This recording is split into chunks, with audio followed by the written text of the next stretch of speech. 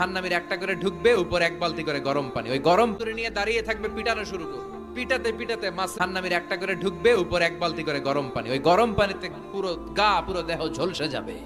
এরপরে ফেরেশতারা হাত তুলে নিয়ে দাঁড়িয়ে থাকবে, পিটানো শুরু করবে। পিটাতে পিটাতে মাসেলগুলোর হাড্ডিগুলো থেতলে যাবে।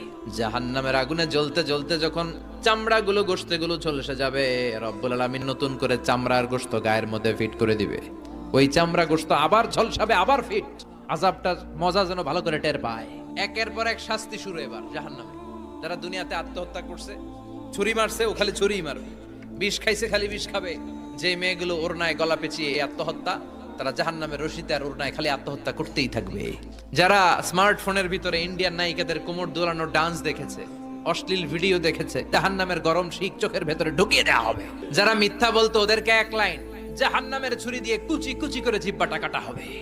অন্যের জমি মেরে খেয়েছে এরকম ডাকাই তাছাড়া নাই, 7 জমিন ওর কাঁধে তুলে দেওয়া হবে। এবার ঘাড়ে কর। গিবত করে চগল খড়ি আছে না নাই? তাদেরকে আল্লাহ জাহান্নামের তামা দিয়ে নখ বানায় দিবে, আগুন ঝরবে ওটা থেকে। নিজেরা নিজের গালের গোশত আর বুকের গোশত টেনে কুড়ে কুড়ে খাবে। ওদের ব্যথার চিৎকারে পুরো জাহান্নামটা থারথার করে কাঁপে।